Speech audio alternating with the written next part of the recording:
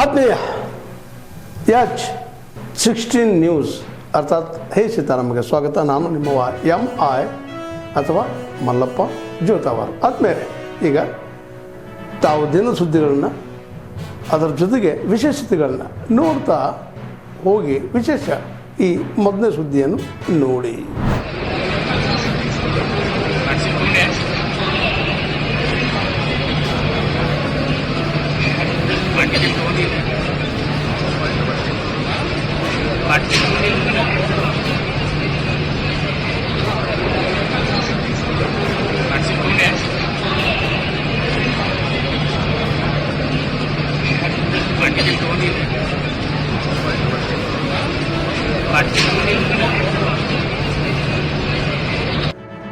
The concern and wished that I should come safely. Not only me, all the Indians.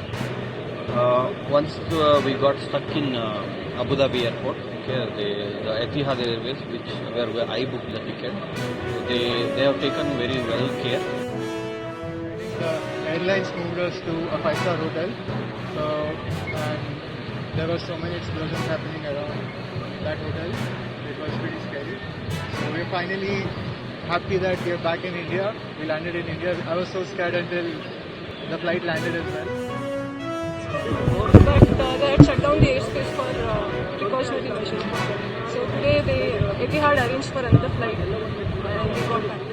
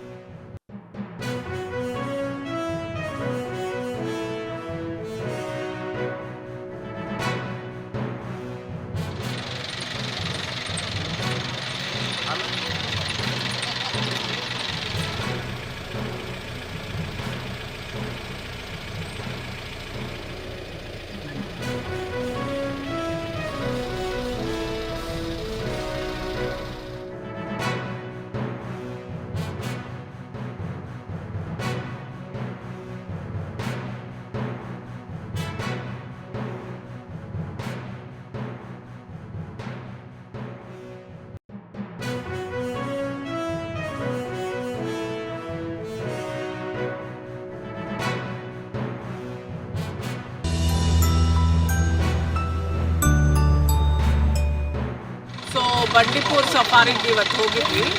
ಆದರೆ ಸುಮಾರು elephants ನೋಡಿದ್ವಿ, ಮತ್ತು ಜಿಂಕೆ, ಆಮೇಲೆ ಪೀಕಾಕ್ ಎಲ್ಲ ತುಂಬ ನೋಡಿದ್ವಿ.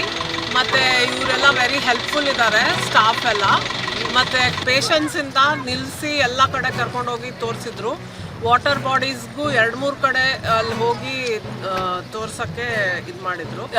ಸಫಾರಿ ಪ್ರಾರಂಭ ಆಗಿದ್ದು ತುಂಬ ಖುಷಿಯಾಗಿದೆ. I'm third standard. I see animals in tab, but I came to Bandipur to see real animals. I saw deer, sambar deer, peacock, elephant, and wild dogs. I like the travelers coming with me. It is very peaceful. Of wildlife knowledge for kids is very important, and Bandipur Safari gave a lot of knowledge to my son. We come from Coimbatore. It is very urban area, a lot of traffic and a lot of human activity, so kids can only see wildlife in TV, but here in Bandipur it's clean. The forest is beautiful, lot of animals and birds are there, so it is very nice. My son took leave and he has come and he has thoroughly enjoyed Bandipur Tiger Reserve and all the animals. And ವಿಸಿಟರ್ಸ್ಗೆ ಕೊಡ್ತಾರೆ. ಹಾಗೆ ಈಗ ಜೇಲರ್ಗೂ ಸಹ ನಾನು ಹೇಳ್ದಂಗೆ ಬರೀ ಬೆಳಗ್ಗೆ 6 ವಾಹನ ಮತ್ತು ಮಧ್ಯಾಹ್ನ 6 ವಾಹನ, ಅವ್ರಿಗೂ ಅಷ್ಟೇ ಒಬ್ಬ ಸಫಾರಿ ಗೈಡ್ ಇರ್ತಾರೆ, ಮತ್ತು ಅವರು ಇನ್ಫಾರ್ಮೇಷನ್ ಕೊಡ್ತಾರೆ ಎಲ್ಲರಿಗೂ. ಸೊ ಈಗ ಮೊದಲಿಗಿಂತೂ ಈಗ ಒಂದು ಸ್ವಲ್ಪ ಕಮ್ಮಿ ಆಗಿದೆ, ಬಟ್ ಪ್ರೇಕ್ಷಕರು ವಿಸಿಟರ್ಸ್ ಎಲ್ಲ ಚೆನ್ನಾಗಿ ಬರ್ತಾ ಇದ್ದಾರೆ. ಸೊ ಅದೇ ಮೊದಲಿನ ಥರ ಏನಿತ್ತು ಅದೇ ಥರನೇ ಈಗಲೂ ಪ್ರವಾಸಿಗರು ಹೆಚ್ಚಿನ ಒಂದು ಇಂಟ್ರೆಸ್ಟ್ ಕೊಟ್ಟು ಬರ್ತಾ ಇದ್ದಾರೆ.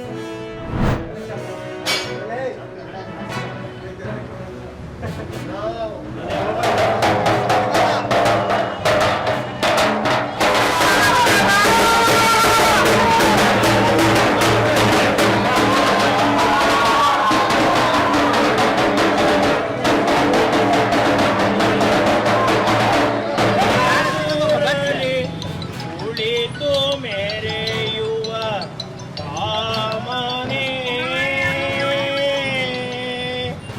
ನಾವು ಸದಾ ಬರುವರಲ್ಲ ಕೊಡುವ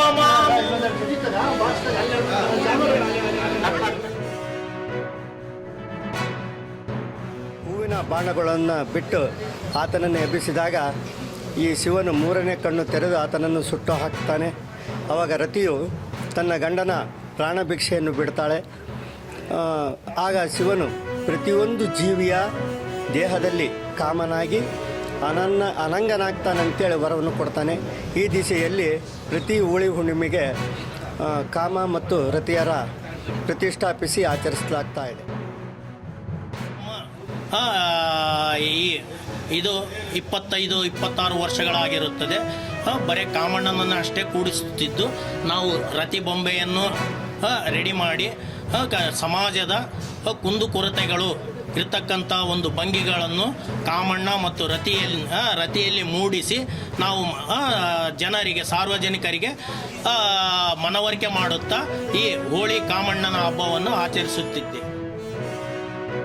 ಕಾರಣವಾಗಿ ಇದಕ್ಕೆ ಮಾಡ್ಕೊಂಡು ಕಾಮ ಅಂದ್ರಪ್ಪ ಎಲ್ಲ ಇದು ಒಂದೊಂದು ಕಳಿಸಿ ಹೋದಂಗೆ ಯುಗಾದಿ ಬರ್ತದೆ ಬಂದರೆ ಇದೊಂದು ಎಲ್ಲರಿಗೂ ಮೈಯಲ್ಲಿ ಒಂದು ಇದು ಕಳಿಸಿ ಹೋದಂಗೆ ಬಣ್ಣ ಎದಕ್ಕೆ ಹೋಗ್ಲಿಕ್ಕೆ ಬಂದರೆ ಇದು ಮನುಷ್ಯನಲ್ಲಿ ಇದ್ದದೊಂದು ಕಳೆದು ಹೋಗಿದ ಬಂದಮೇಲೆ ಮತ್ತು ಈಗ ಹೊಸ ಯುಗಾದಿ ಬರ್ತದೆ ಚಿಗುರಿ ಮತ್ತು ಹೊಸದಾಗಿ ಜೀವನ ಬರಲ್ಲ ಅಂತೇಳಿ ಮತ್ತು ಚೈತ್ರ ಶುದ್ಧ ಪಾಠದಿಂದ ಮತ್ತು ಹೊಸದಾಗಿ ಮತ್ತು ಮುಂದಿನ ವರ್ಷ ಪಾಲ್ಗೊಂಡು ಮುಗಿಯೋ ಮಟ್ಟ ಮತ್ತು ಹೊಸ ವರ್ಷ ಬರ್ತದೆ. ನಶಿಸಿ ಹೋಗಬಾರ್ದು ಅನ್ನೋ ಒಂದು ಉದ್ದೇಶಕ್ಕಾಗಿ ಮುಂದಿನ ಪೀಳಿಗೆಗೆ ನಮ್ಮ ಹಿಂದೂ ಸಂಪ್ರದಾಯ ಪ್ರಕಾರ ಹಬ್ಬಗಳು ಯಾವ ರೀತಿ ಇರುತ್ತೆ ಅನ್ನೋ ಸಲುವಾಗಿ ಫಸ್ಟ್ ಆಫ್ ಆಲ್ ನಾವು ಬರುವಂಥ ಯುಗಾದಿಗಿಂತ ಮುಂಚೆ ಬರುವಂಥ ಹಬ್ಬನೇ ಹೋಳಿ ಹುಣ್ಣಿಮೆ. ಹೋಳಿ ಹುಣ್ಣಿಮೆ ಆಚರಿಸೋದ್ರಿಂದ ಏನು ಎಂತ ಅಂತ ಗೊತ್ತಾಗಬೇಕನ್ನೋ ಸಲುವಾಗಿ ಪಾರಂಪರಿಕವಾಗಿ ಹೋಗಬಾರ್ದು ಅನ್ನೋ ಉದ್ದೇಶದಿಂದನೇ ನಾವು ಸುಮಾರು ವರ್ಷಗಳಿಂದ ಈ ನೀಲಕಂಠೇಶ್ವರ ಸೇವಾ ಸಮಿತಿ ಅಂತ ಮಾಡಿಕೊಂಡು ಈ ಕಾಮಣ್ಣ ಹಬ್ಬನ ಆಚರಿಸ್ತಾ ಬಂದಿದ್ದೇವೆ.